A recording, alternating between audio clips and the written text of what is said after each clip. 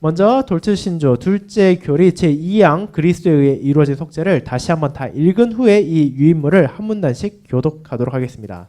시편 찬송 546쪽에 있는 돌트신조 둘째 교리 그리스도의 죽으심과 그 죽으심을 통한 사람의 구속의 제2양을 함께 읽겠습니다.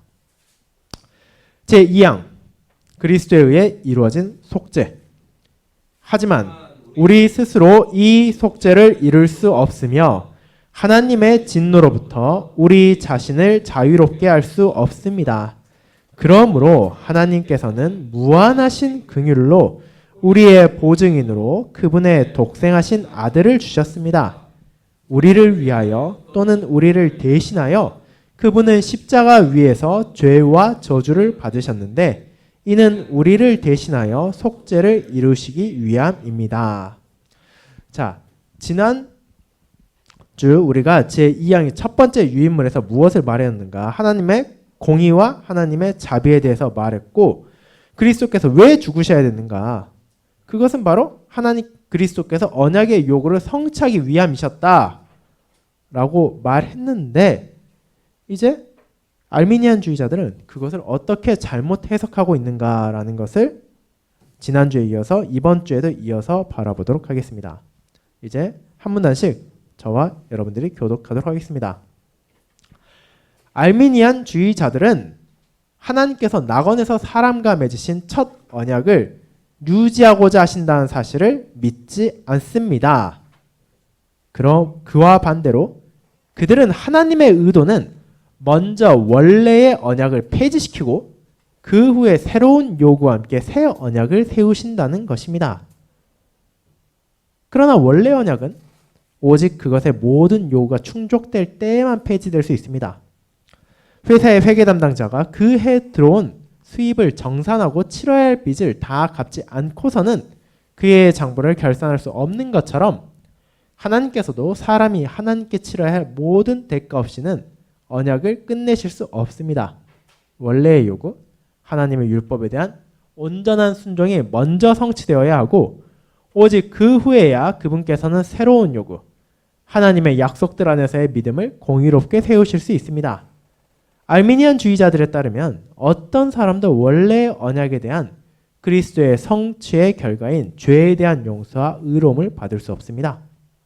오히려 그리스도께서는 하나님께서 첫 언약 안에서 요구하신 것을 치르시고 하나님께 사람과 두 번째 언약, 하나님께서 아담이 죄 가운데 타락한 이후 세우신 은혜의 언약을 세우실 권한을 드린 것입니다.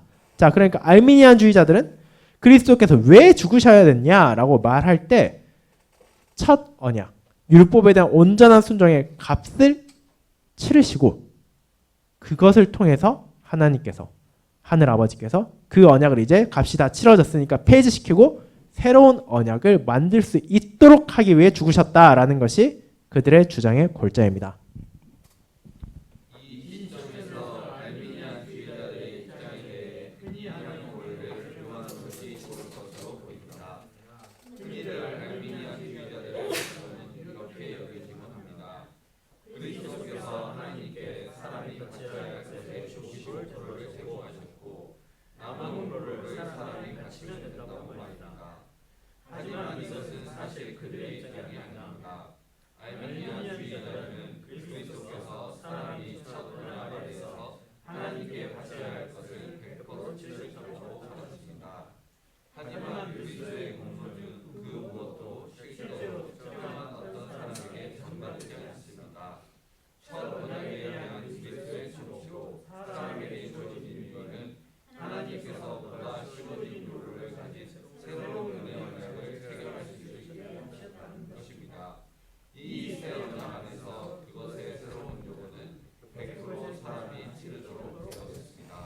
자, 그러니까 우리가 일반적으로 하는 오해, 하나님께 사람이 바쳐야 할 것에 95% 혹은 99.999%라 하더라도 그리스도께서 그것을 바치고 남은 약간의 부분을 우리가 바치면 된다라는 것은 오해이다라고 설명하고 있습니다. 물론 이게 관점에 따라 오해일 수도 있고 오해가 아닐 수도 있습니다. 첫 언약에 대해서 바라본다면 이것은 오해입니다. 왜냐하면 알미니안주의자들도 첫 언약의 요구는 그리스도께서 100% 완전히 성취하셨다고 말하기 때문입니다. 그런데 이게 사람이 구원을 받기 위해서 무엇을 해야 되는가라고 말할 때는 오해가 아니게 됩니다. 왜냐하면 이어지는 것에서 나오지만 이제 그리스도께서 옛 언약의 요구를 성취하셨고 그리고 이제 새 언약 안에서 사람이 구원을 받기 위해선 스스로 이제 그 구원에 요구되는 행위를 해야 된다고 말하기 때문입니다. 그러니까 우리가 뭐 관점에 따라서 이렇게 말할 수도 있고 이렇게 말하지 않을 수도 있다라는 것을 기억할 필요도 있고 이제 그런데도 이제 중요한 것은 그걸 어떻게 말하냐보다 알미니안주의자들이 바로 어떻게 생각하고 있느냐. 그리스도의 성취는 그 무엇도 사람에게 특정한 사람에게 전가되는 것이 아니라 오직 더 쉬운 언약을 하늘 아버지께서 체결할 수 있도록 한 것에 불과하다라는 것입니다. 이제 그러므로 낙원에서 세워진 하나님의 법, 시내산에서 십계명 안에서 요약된 것에 대한 알미니안주의자들과 개혁주의자들의 관점에는 차이가 있습니다. 개혁주의자들은 하나님의 율법이 영원하다고 믿습니다. 왜냐하면 그것은 하나님 자신의 영원하고 변하지 않는 본성에 따라 기록한 것이기 때문입니다. 그러므로 하나님의 율법에 대한 완전한 순종은 사람이 그분의 은총을 받기 위한 유일한 길이란 사실이 유지됩니다. 하나님께서 그분의 성품을 바꾸실 수 없는 것처럼 영원한 생명을 위한 그분의 요구사항을 바꾸실 수 없습니다. 하지만 알미니안주의자들은 하나님의 율법은 임시적인 것이라 믿습니다. 하나님께서는 만약 그분이 원하신다면 다른 율법들을 세우실 수 있으십니다. 그리고 그것이 그들에 따르면 그리스도를 통해 하나님께서 실제로 행하신 것입니다. 그분의 율법에 대한 순종 대신 하나님께서는 믿음이란 이름의 구원을 위한 새로운 요구사항, 새로운 율법을 세우셨습니다. 자, 그러니까 십계명, 우리가 매주일 살피는 언약의 10가지 말씀을 바라보는 관점도 다르다는 것입니다. 개혁주의, 일반적으로 이제 장로교회까지 포함해서 십계명에 대해서 어떻게 바라보느냐? 그것은 그리스도를 통해 성취되었지만 그럼에도 불구하고 그것은 여전히 유지되고 있다. 여전히 우리에게도 그분의 뜻을 보여주고 있다라고 말하는데 알미니안주의자는 그렇지 않다. 그것은 임시적인 것에 불과하다. 그리스도께서 이것을 성취하셨으니 그것의 요구사항은 더 이상 우리에게 어떤 영향도 주지 못한다 라고 말하는 것입니다.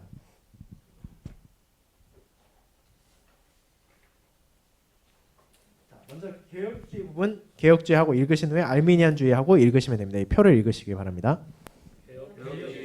그리스도께서 하나님의 원래 언약을 성취하고 유지하기 위하여 죄인들의 자리에서 그들을 대신하여 율법을 성취하심으로 죄인들을 구원하셨습니다.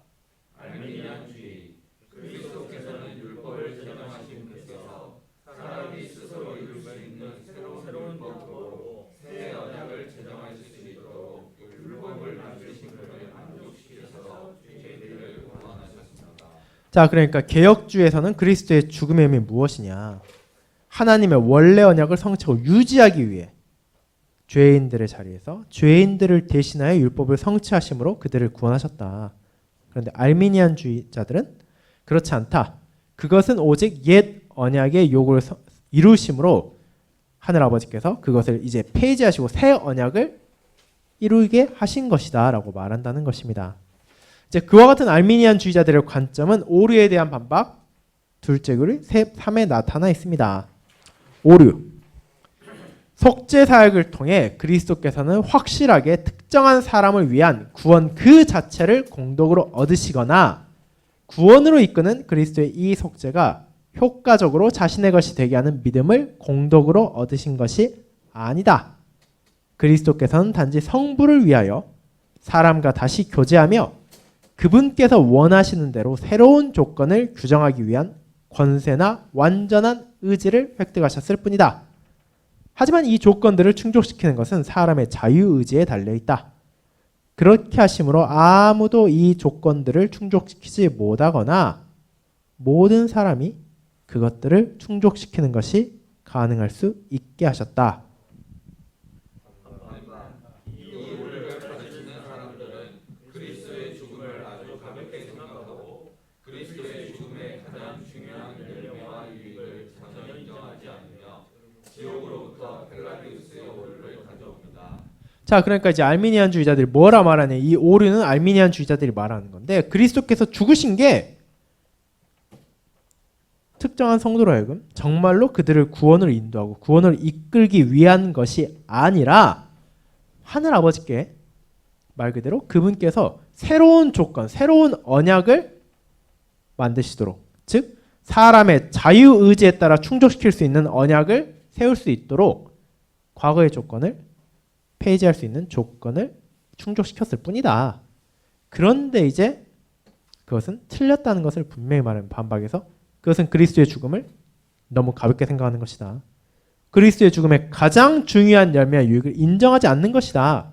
결국 알미니안주의 말하는 건 뭐냐? 펠라기우스의 오류야 마찬가지다라는 것입니다.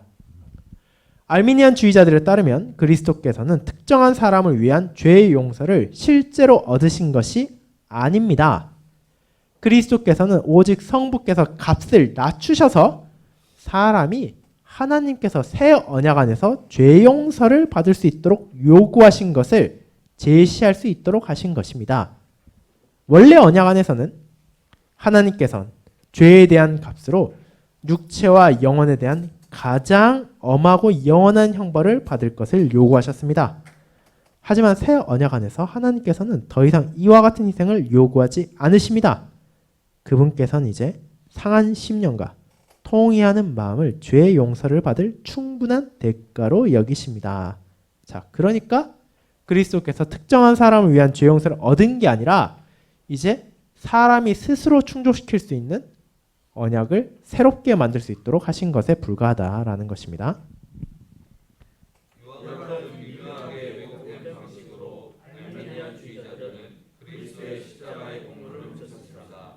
죄의 용서를 위한 기반은 더 이상 그리스도의 상한 육신에 있지 않고 사람의 상한 마음 안에 있습니다. 자, 그러니까 이제 그들의 말에 따르면 이제 죄 용서를 위한 기반 대체 어디 있냐라고 말할 때 그리스도께 있냐? 아니다. 그 기반이 이제 우리의 상한 마음, 우리의 애통하는 마음에 있다. 왜냐하면 이제 하나님께서 그것을 죄에 대한 대가로 받으시기 때문이다 라는 결론에 이르게 되는 것입니다. 그러니까 우리가 앞서 말한 것처럼 그리스도께서 알미니안주의자들이 분명히 그리스도께서 사람에 바쳐야 할 거 100% 바치셨다라고 고백한다 하더라도 실제로 그럼 죄 용서의 기반이 어디 있냐라고 말하게 된다면 이제 그분께서 100% 바쳤는데 이제 그를 통해 새 언약이 주어졌으니 우리는 그 새 언약이 요구하는 대로 우리가 할 수 있는 것, 우리의 상한 마음, 애통하는 마음으로 하나님께 그 대가를 치르면 된다.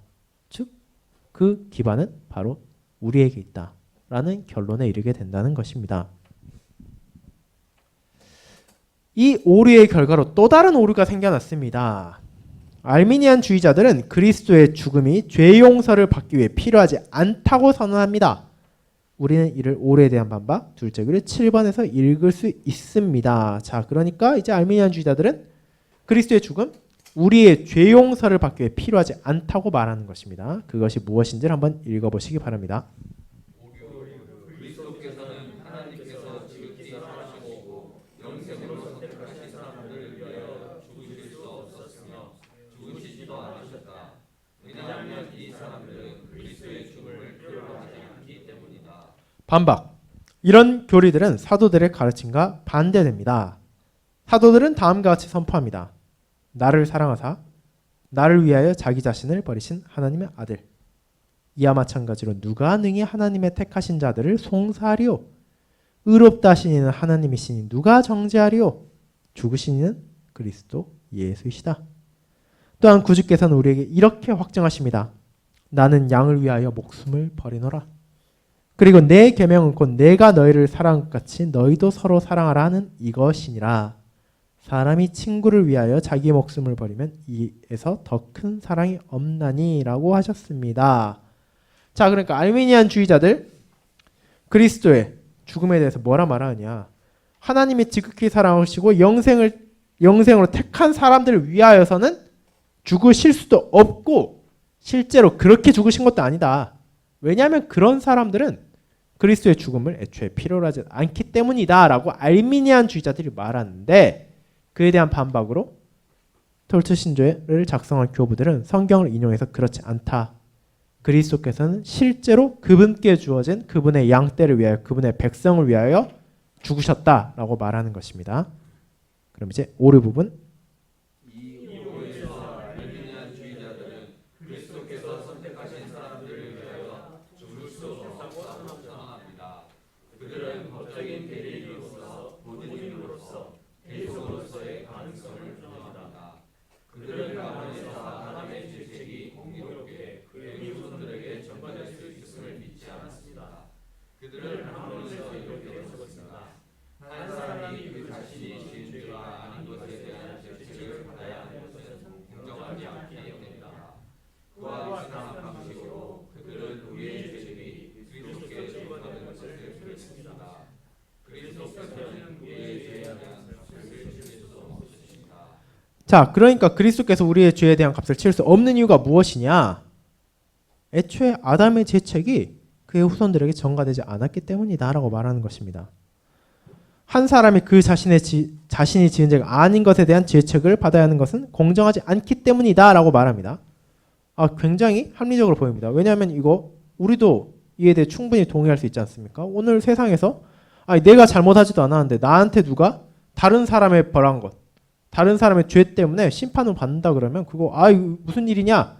그거 공정하지 못하다라고 말할 것입니다. 그래서 뭐 옛날에는 연자제 같은 게 있었지만 오늘날의 대부분의 나라에서는 그런 연자제 사라지지 않았습니까? 아버지가 잘못했다고 해서 아들이 잘못지었다고 해서 그 가족들이 처형받는 일은 이제 사라졌습니다. 그런데 그것 자체가 나쁜 것은 아니지만 성경에 기반했을 때, 하나님의 말씀에 기반했을 때 우리는 아담의 죄가 결국 우리의 죄가 아니다라고 말할 수 있냐는 것입니다. 알미니안주의자들은 그렇다 말합니다. 그 죄는 아담의 죄이지 우리의 죄가 아니다라고 말합니다. 그러나 개혁주의는 그것은 잘못된 해석이다. 아담은 우리의 머리이자 우리의 대표였기 때문에 그의 죄는 결국 우리의 죄다. 우리 모두가 그 죄에 함께하고 있다. 그렇기 때문에 그리스도께서 그와 같은 죄에 대한 값을 치를 수 없다는 알미니안주의자들의 주장은 잘못되었다라고 분명하게 말할 수 있는 것입니다. 그럼 이제 이어서 조금 더 보도록 하겠습니다. 그들은 그리스도께서 택하신 자들의 죄값을 치르기 위하여 죽으실 필요가 없으셨다고 말함으로 오류를 이어갑니다. 그리스도께서는 죄 용서에 대한 값으로 죽음을 요구한 원래 언약을 폐기하셨습니다. 하나님께서는 우리가 이미 본 죄 용서에 대한 새로운 값으로 상한 심령의 희생 제사를 요구하는 새로운 언약을 세우셨습니다. 그리스도의 죽음은 원래 언약을 폐기하기 위해 필요한 것이지 죄에 대한 값을 치르기 위한 것이 아닙니다. 자, 그러니까 여기서는 죄값을 치를 수 없을 뿐 아니라 죄값을 치르기 위한 것도 아니다. 그리스도의 죽음의 목적, 개혁주의자들 잘못 알고 있다. 그 죽음의 목적은 새 언약을 세우기 위한 거지 죄 용서에 대한 값이 아니다라고 알미니안주의자들이 말한다는 것입니다.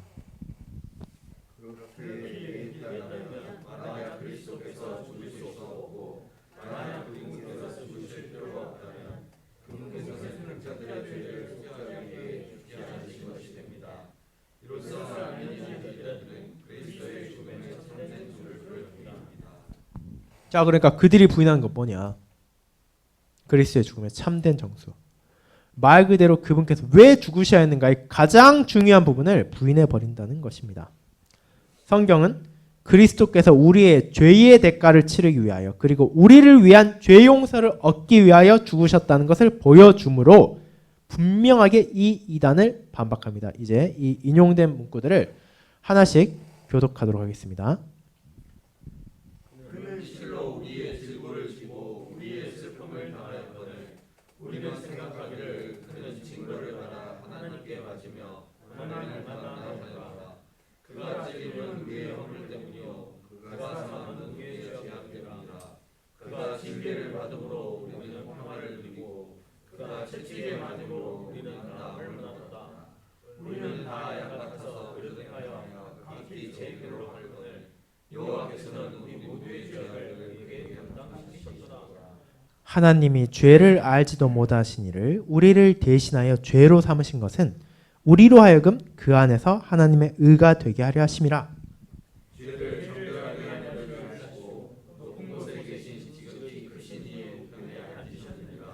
이로 말미암아 그는 새 언약의 중보자시니 이는 첫 언약 때에 범한 죄에서 속량하려고 주구사 부르심은 입은 자들로 하여금 영원한 기업의 약속을 얻게 하려 하심이라.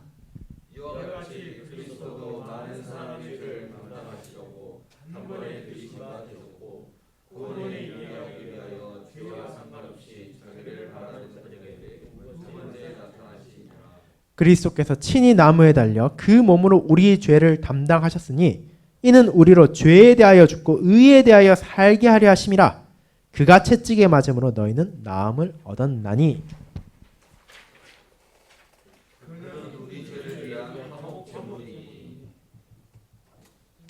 자, 이 부분들이 전부 다 뭘 말하고 있느냐? 그리스도의 죽음이 무슨 의미인지를 말하고 있다는 것입니다. 알미니안 주의자들의 말과 달리 그분의 죽음은 우리의 죄를 위한 것이었습니다. 우리의 죄에 대한 대가를 치르기 위한 것이었고 우리가 이제 그분 안에서 죄 용서를 받도록 하기 위한 것이었습니다. 이와 같은 성경의 증거가 분명하기 때문에 교부들은 이를 인용해서 알미니안 주의자들의 생각, 그리스도께서는 우리의 죄 용서를 위한 것이 아니라 이제 우리가 치를 수 있는 새로운 언약, 더 쉬운 언약을 만들기 위해 죽으신 것에 불과하다라는 생각을 반박하는 것입니다. 자, 오늘은 이제 여기까지 하도록 하겠습니다. 이 뒤에 남은 부분은 또 다음 주일에 이 둘째 교리 제2항에 대한 남은 해설과 함께 또 살펴보도록 하겠습니다. 다음 수요 모임 때 이 부분을 또 가져와 주시기 바랍니다. 그럼 다 함께 주님께서 가르쳐 주신 기도를 드리고 오늘 수요 모임을 마치도록 하겠습니다. 다 함께 주기도문 기도하겠습니다. 하늘에 계신 우리 아버지여, 이름이 거룩히 여김을 받으시오며 나라가 임하옵시며 뜻이 하늘에서 이룬 것 같이 땅에서도 이루어지이다. 오늘날 우리에게 일용할 양식을 주옵시고 우리가 우리에게 죄 지은 자를 사하여 준 것 같이 우리 죄를 사하여 주옵시고 우리를 시험에 들게 하지 마옵시고 다만 악에서 구하옵소서. 대개 나라와 권세와 영광이 아버지께 영원히 있사옵나이다. 아멘. 네, 수고하셨습니다. 그럼 또 오는 주일 또 박상현 목사님과 함께 예배 잘 드리시고 다음 주 수요일에 뵙도록 하겠습니다. 감사합니다.